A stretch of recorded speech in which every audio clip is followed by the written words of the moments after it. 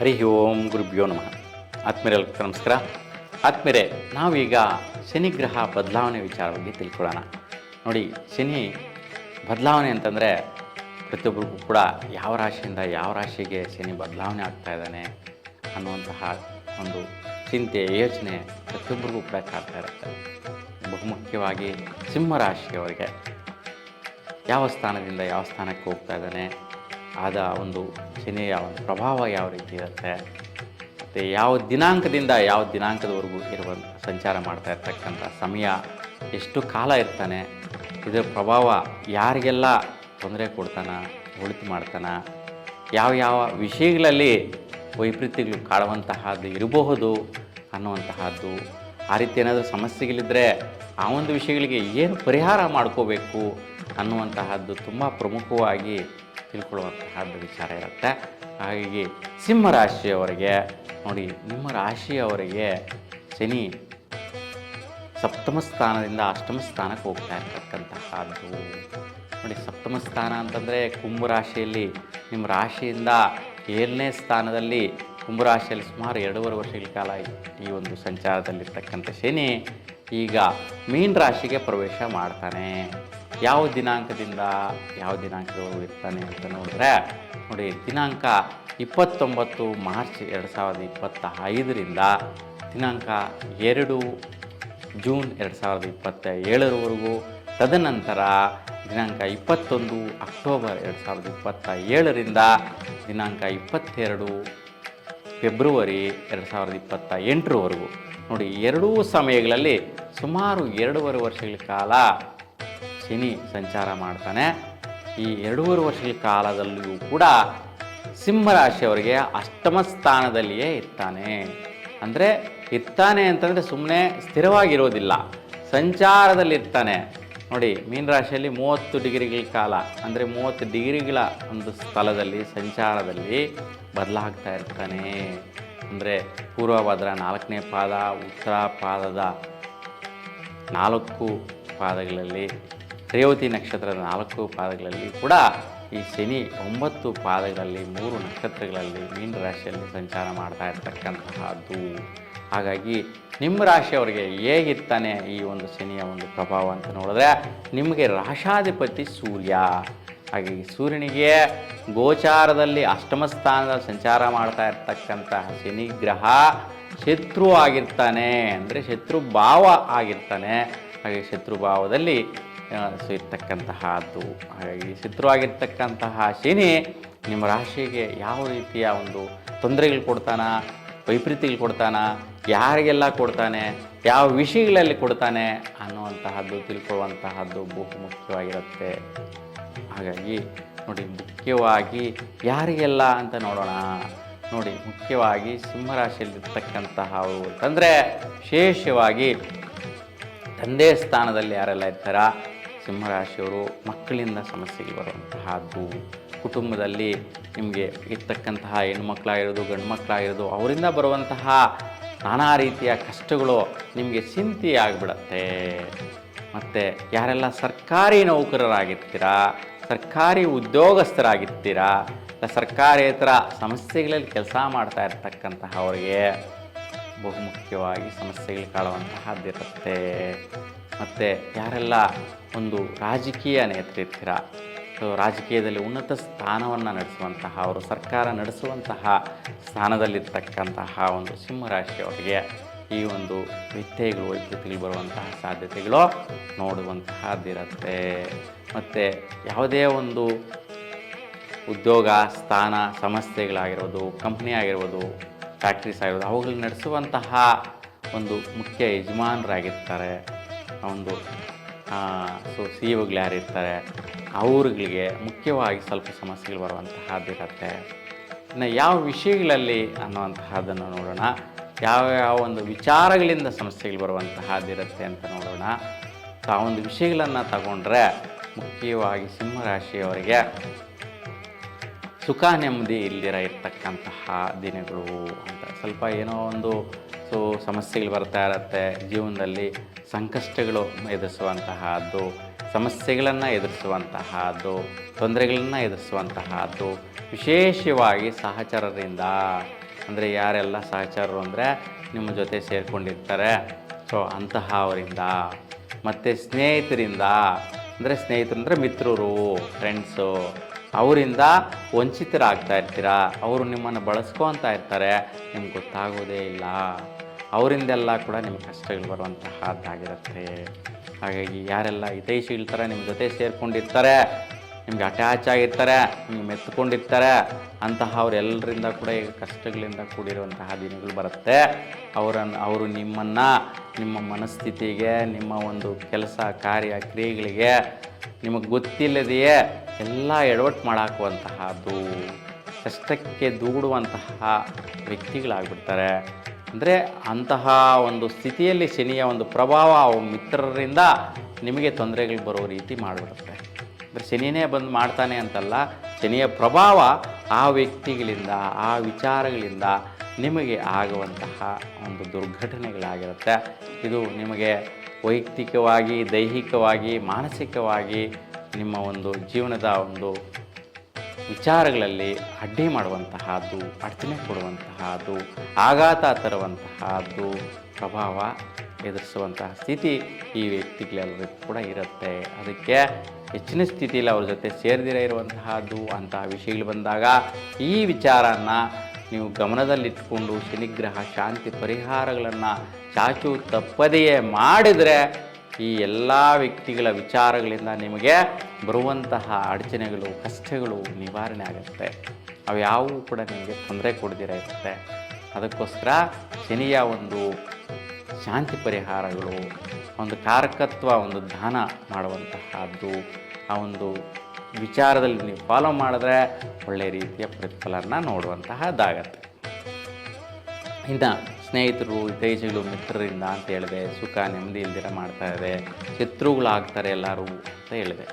ಇನ್ನು ಒಂದು ವಿಷಯ ಯಾವುದಪ್ಪ ಅಂತಂದರೆ ನೋಡಿ, ನಿಮ್ಮ ದಾಂಪತ್ಯ ಸೌಖ್ಯದಲ್ಲಿ ಸ್ವಲ್ಪ ಅಡಚಣೆಗಳು ಬರುವಂತಹದ್ದು, ನಿಮ್ಮ ಮಿತ್ರರಿಂದನೇ ನಿಮಗೆ ದಾಂಪತ್ಯದಲ್ಲಿ ಕ್ಷುಲ್ಲಕವಾದಂತಹ ಕಾರಣಗಳಿಂದ ನಿಮಗೆ ಜೀವನದಲ್ಲಿ ಅನ್ಯೋನ್ಯತೆ ಇಲ್ಲದಿರ ಮಾಡುವಂತಹದ್ದು, ಅವರಿಂದ ಕಷ್ಟಗಳು ಬರುವಂತಹದ್ದು.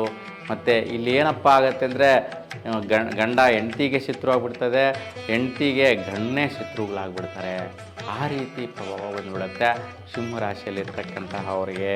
ಇನ್ನು ಬಹುಮುಖ್ಯವಾಗಿ ನಿಮ್ಮ ಒಂದು ಜನ್ಮ ಜಾತಕಗಳಲ್ಲಿ ಕೂಡ ನೋಡ್ಕೋಬೇಕು. ಯಾರೆಲ್ಲ ಸಿಂಹರಾಶಿಯವರು ಇದ್ದೀರಾ ಅಂತಹ ಅವ್ರಿಗೆ ಶನಿ ಯಾವ ಸ್ಥಾನದಲ್ಲಿದ್ದಾನೆ, ಒಳ್ಳೆಯ ಸ್ಥಾನದಲ್ಲಿದ್ದಾನ, ಷಷ್ಠಾಷ್ಟಮ ವ್ಯಯ ಸ್ಥಾನಗಳಲ್ಲಿ ಸಂಚಾರ ಮಾಡ್ತಾ ಇದ್ದಾನ, ಅಥವಾ ನೀಚನಾಗಿದ್ದಾನ, ಇವೆಲ್ಲವೂ ಕೂಡ ನೋಡಬೇಕಾಗಿರುತ್ತೆ. ಜೊತೆಗೆ ನಿಮ್ಮ ರಾಶಾಧಿಪತಿ ಸೂರ್ಯ ಕೂಡ ಯಾವ ಸ್ಥಿತಿಯಲ್ಲಿದ್ದಾನೆ, ನೀಚನಾಗಿದ್ದಾನ ಅಥವಾ ಶತ್ರು ಸ್ಥಾನಗಳಲ್ಲಿದ್ದಾನ ಏನು ಅನ್ನುವಂತಹದ್ದು ನೋಡಬೇಕು. ಸೂರ್ಯ ಕೂಡ ಷಷ್ಠಾಷ್ಟಮ ವ್ಯಯ ಸ್ಥಾನಗಳಲ್ಲಿದ್ದಾನ ಅಂತ ಕೂಡ ಗಮನಿಸುವಂತಹದ್ದು ಬಹುಮುಖ್ಯ. ಹಾಗಾಗಿ ನಿಮ್ಮ ಜಾತಕಗಳನ್ನು ನೀವು ಈ ಒಂದು ಸಮಯದಲ್ಲಿ ಪರಿಶೀಲಿಸಿಕೊಳ್ಳುವಂಥದ್ದು ತುಂಬ ಬಹುಮುಖ್ಯವಾಗಿರುತ್ತೆ. ಸೊ ಅದೇ ರೀತಿ ಶನಿಯ ಒಂದು ಶಾಂತಿ ಪರಿಹಾರಗಳು, ಸೂರ್ಯಗ್ರಹ ಶಾಂತಿ ಪರಿಹಾರಗಳು ಕೂಡ ಮಾಡಿಕೊಳ್ಳೋದು ತುಂಬ ಉತ್ತಮವಾಗಿರುತ್ತೆ ಈ ಒಂದು ವಿಷಯಗಳಲ್ಲಿ. ಹಾಗಾಗಿ ನೋಡಿ, ಈಗ ಇದುವರೆಗೂ ಸ್ನೇಹಿತರಿಂದ, ಹಿತೈಷಿಗಳಿಂದ ಸಮಸ್ಯೆಗಳು, ಸುಖ ನೆಮ್ಮದಿ ಕೆಡುತ್ತೆ ಅಂತ ಹೇಳಿದೆ. ಮತ್ತು ದಂಪತಿಗಳಿಗೆ ಗಂಡ ಹೆಂಡತಿ ಮಧ್ಯೆ ಜೀವನದಲ್ಲಿ ನಿಮ್ಮ ಒಂದು ಸೌಖ್ಯವಾದಂತಹ ಒಂದು ದಾಂಪತ್ಯ ಸೌಖ್ಯಕ್ಕೆ ಕಂಟಕಗಳು ಬಂದುಬಿಡುವಂತಹದ್ದು, ನಿಮ್ಮ ಮಧ್ಯೆ ಒಂದು ಬಿರುಕು ಬರುವಂತಹದ್ದು, ತೊಂದರೆಗಳಿಗೆ ಎಡುವ ಮಾಡುವಂತಹದ್ದು, ಈ ವಿಚಾರಗಳನ್ನ ನಾನು ತಿಳಿಸ್ತಾ ಇದ್ದೀನಿ. ಇದು ಬಿಟ್ಟು ಮುಂದೆ ಯಾವ ವಿಷಯಗಳಲ್ಲಿ ತೊಂದರೆಗಳು ಬರ್ಬೋದು ಅಂತ ನೋಡಿದ್ರೆ ಮುಖ್ಯವಾಗಿ ಆರೋಗ್ಯ ವಿಚಾರ. ನೋಡಿ, ಬೇರೆ ರಾಶಿಯವರಿಗೆಲ್ಲ ಆರೋಗ್ಯ ಚೆನ್ನಾಗಿದೆ, ಒಳ್ಳೇದು ಮಾಡ್ತಾನೆ ಶನಿ ಅಂತೇಳಿ ತಿಳಿಸುವಂತಹದ್ದು ವಿಚಾರ ಇರುತ್ತೆ. ಆದರೆ ನಿಮ್ಮ ರಾಶಿಯವರಿಗೆ ಶನಿ ಸ್ವಲ್ಪ ಆರೋಗ್ಯ ಕೈ ಕೊಡುವಂತಹದ್ದಿರುತ್ತೆ. ತುಂಬ ಜಾಗೃತಿಯಿಂದ ನೋಡ್ಕೊಳ್ಳಿ. ಯಾರೆಲ್ಲ ಸಿಂಹರಾಶಿಯವರಿದ್ದೀರಾ, ನಿಮ್ಮ ರಾಶಿಯವರಿಗೆ ಈ ಅಷ್ಟಮ ಸ್ಥಾನಕ್ಕೆ ಎಷ್ಟನೇ ಬಾರಿ ಬಂದಿದ್ದಾನೆ ಅಂತ ನೋಡ್ಕೋಬೇಕು. ಏಕೆಂದರೆ ಹುಟ್ಟಿದಾಗಿಂದ 30 ವರ್ಷದೊಳಗಡೆ ಒಂದು ಸಾರಿ ಬರೋದು, 60 ವರ್ಷದೊಳಗಡೆ 2ನೇ ಬಾರಿ ಬರುವಂಥದ್ದು, 90 ವರ್ಷದೊಳಗಡೆ 3ನೇ ಸಾರಿ ಬರುವಂತಹದ್ದಿರುತ್ತೆ. ಹಾಗಾಗಿ ಮೊದಲ ಬಾರಿ ಬಂದಾಗ ಸಮಸ್ಯೆಗಳು ಸಾಧಾರಣ ಮಟ್ಟಿಗೆ ಇದ್ದರೂ 2ನೇ ಬಾರಿ ಸ್ವಲ್ಪ ಅಧಮ ಸ್ಥಿತಿಯಲ್ಲಿರುತ್ತೆ, 3ನೇ ಬಾರಿ ಆಘಾತಗಳಾಗುವಂಥದ್ದು, ಆಯುಷ್ಯು ಕ್ಷೀಣ ಆಗುವಂತಹದ್ದು, ಆಯುಷ್ಯು ಗಂಡಾಂತರಗಳು ಬರುವಂತಹದ್ದು, ಅವುಗಳಿಂದ ಪ್ರಾಣಕ್ಕೆ ಕುತ್ತು ಬರುವಂತಹ ಸ್ಥಿತಿಗಳು ಎದುರಿಸುವಂತಹದ್ದು ಇರುತ್ತೆ. ಹಾಗಾಗಿ ಶನಿಯ ಪ್ರಭಾವ ಈ ರೀತಿ ಇರುತ್ತೆ, ಈ ವಿಷಯಗಳಲ್ಲಿರುತ್ತೆ. ಬಹುಮುಖ್ಯವಾಗಿ ಎಲ್ಲ ವಿಚಾರಗಳಿಗಿಂತ ಆರೋಗ್ಯವೇ ಮಹಾಭಾಗ್ಯ. ಹಾಗಾಗಿ ಶನಿ ಗ್ರಹ ಆಯುಷ್ಯಕಾರಕ ಗ್ರಹ, ಆಯುಷನ್ನು ಕೊಡುವಂಥವನೇ ಶನಿಗ್ರಹ ಆಗಿರೋದ್ರಿಂದ ನಿಮಗೆ ಅಷ್ಟಮ ಸ್ಥಾನದಲ್ಲಿರ್ತಾನೆ, ಕಷ್ಟದಿಂದ ಆರೋಗ್ಯ ಕೊಡ್ತಾ ಇರ್ತಾನೆ. ನಿಮಗೆ ಸುಖವಾದ ಆರೋಗ್ಯ ಕೊಡಬೇಕು ಅಂತ ಇರೋದಿಲ್ಲ.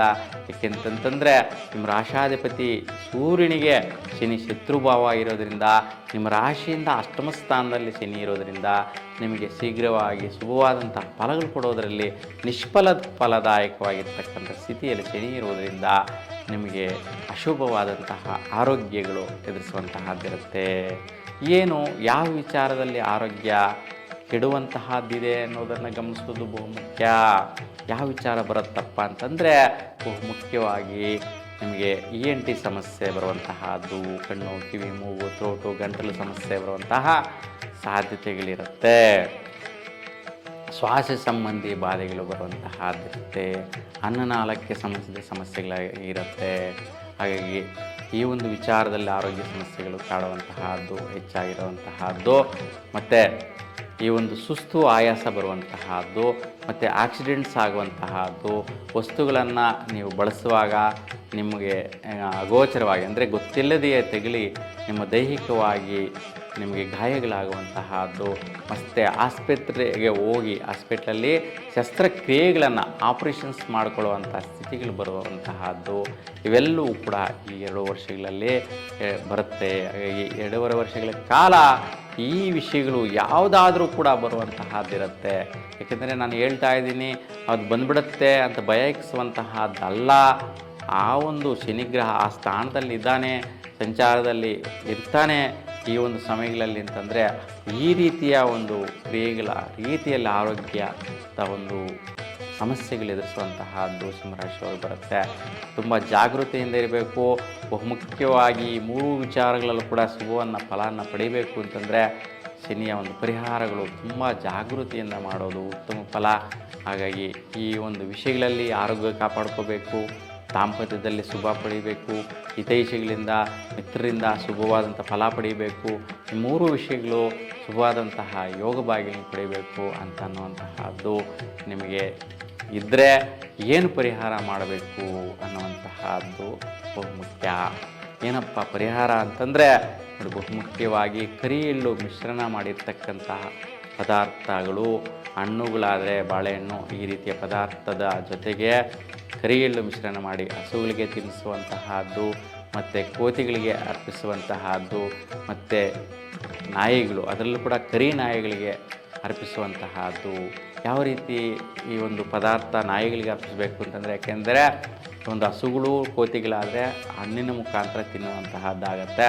ಆದರೆ ನಾಯಿಗಳಿಗೆ ಈ ಒಂದು ರಾಗಿ ಹಿಟ್ಟಿನಲ್ಲಿ ಒಂದು ಕರಿಯಲ್ಲಿ ಮಿಶ್ರಣ ಮಾಡಿ, ಒಂದು ತುಪ್ಪವನ್ನು ಬೆರೆಸಿ, ಬೆಲ್ಲ ಮಿಶ್ರಣ ಮಾಡಿ, ರೊಟ್ಟಿ ಮಾಡಿ ಆ ಒಂದು ರೊಟ್ಟಿಯ ಚೂರುಗಳನ್ನು ನೀವು ನಾಯಿಗಳಿಗೆ ಕೊಡೋದ್ರಿಂದ ಮತ್ತು ಕೋತಿಗಳಿಗೂ ಕೊಡೋದ್ರಿಂದ, ಹಸುಗೂ ಕೊಡೋದ್ರಿಂದ ಸುಖಗಳನ್ನು ಪಡಿತೀರಾ. ಜೊತೆಗೆ ನೀವು ಈ ಒಂದು ಶಮಿ ವೃಕ್ಷ ಅಂದರೆ ಶನೇಶ್ವರ ಸ್ವಾಮಿಯ ವೃಕ್ಷ ಬನ್ನಿ ಮರದ ಪೂಜೆಯನ್ನು ಶನಿವಾರದಂದು ಮಾಡೋದರಿಂದ ಸುಫಲ. ಆ ಒಂದು ವೃಕ್ಷದ ಪಶ್ಚಿಮ ಭಾಗದಲ್ಲಿ ಎಳ್ಳೆಣ್ಣೆ ದೀಪವನ್ನು ಬೆಳಗಿಸಿ ಮತ್ತು ಆ ಶಮಿ ವೃಕ್ಷಕ್ಕೆ ಕರಿ ಎಳ್ಳಿನ ದಾರವನ್ನು ಒಂದು ಪ್ರತಿ ಶನಿವಾರ ಅಂದರೆ ಪೂಜೆ ಮಾಡಿದ ದಿನದಂದು 8 ಸುತ್ತುಗಳನ್ನು ಓಂ ಶಂ ಶನೇಶ್ವರಾಯ ನಮಃ ಎಂದು ಪ್ರಾರ್ಥಿಸಿಕೊಂಡು ಆ ಒಂದು ವೃಕ್ಷದ ಹತ್ರ ಒಂದು ಸುಮಾರು ಒಂದು 30 ನಿಮಿಷಗಳ ಕಾಲ ಅಲ್ಲಿ ನೀವು ಸಮಯವನ್ನು ನೀವು ವ್ಯರ್ಥ ಮಾಡೋದರಿಂದ ಒಂದು ಬನ್ನಿ ಮರದ ಒಂದು ವೈಜ್ಞಾನಿಕವಾದಂತಹ ಬಲ ಮತ್ತು ಆ ಒಂದು ಎಳ್ಳೆಣ್ಣೆಯ ಒಂದು ದೀಪ ಬೆಳೆಸೋದ್ರಿಂದ ಪ್ರಭಾವದಿಂದ ನಿಮ್ಮಲ್ಲಿರ್ತಕ್ಕಂಥ ನೆಗೆಟಿವ್ ಎನರ್ಜಿ, ವೈಪರೀತ್ಯಗಳು, ಶನಿಯ ಒಂದು ದೋಷ ಪ್ರಭಾವಗಳು ನಿವಾರಣೆ ಆಗುತ್ತೆ. ಈ ಆರೋಗ್ಯ ಭಾಗ್ಯ ವಿಚಾರದಲ್ಲಿ ಶುಭ ಫಲ ಪಡಿತೀರಾ, ದಾಂಪತ್ಯ ಸೌಖ್ಯ ಪಡಿತೀರಾ, ಮತ್ತು ಸಹಚರರಿಂದ ಮಿತ್ರರಿಂದ ಸುಫಲನ ಪಡೆಯುವಂತಹ ಒಂದು ಅನುಗ್ರಹ ಶನಿದೇವರಿಂದ ಸದಾ ನಿಮಗೆ ಸಿಗತ್ತೆ. ನಿಮ್ಮ ಇಷ್ಟದೇವರ ಅನುಗ್ರಹ ಸದಾಕಾಲ ನಿಮ್ಮ ಮೇಲೆ ಇರಲಿ. ಶನಿಗ್ರಹ ದೇವರ ಅನುಗ್ರಹ ಸದಾಕಾಲ ನಿಮ್ಮ ಮೇಲೆ ಇರಲಿ. ಯಾವುದೇ ರೀತಿಯ ತೊಂದರೆ ವೈಪರೀತ್ಯಗಳು ಆಘಾತಗಳು ಮಾಡಿಕೊಳ್ಳದಿರಾ. ಯಾಕೆಂದರೆ ಇವನಿಗೆ ತೊಂದರೆ ಇರ್ತಕ್ಕಂತಹ ಸಮಯ ಅಂತೇಳಿ ಹೇಳ್ಬೋದು ಸಿಂಹರಾಶಿಯವರಿಗೆ ಈ ಒಂದು 2.5 ವರ್ಷಗಳ ಕಾಲ. ಯಾಕೆಂದರೆ ನಿಮ್ಮ ರಾಶಾಧಿಪತಿ ಸೂರ್ಯನಿಗೆ ಶತ್ರುಭಾವದ ಗ್ರಹ ಶನಿಯಾಗಿದೆ. ಹಾಗಾಗಿ ತುಂಬ ಚೆನ್ನಾಗಿ ಈ ಒಂದು ಪರಿಹಾರಗಳು ಮಾಡಿಕೊಂಡು ಸುಫಲನ ಪಡೆಯಬೇಕು ಅನ್ನುವಂತಹದ್ದು ನಮ್ಮ ಮನೋಭಿಲಾಷೆ ಆಗಿರುತ್ತೆ. ಎಲ್ರಿಗೂ ಕೂಡ ಸುಫಲ ದೊರೆಯಲಿ.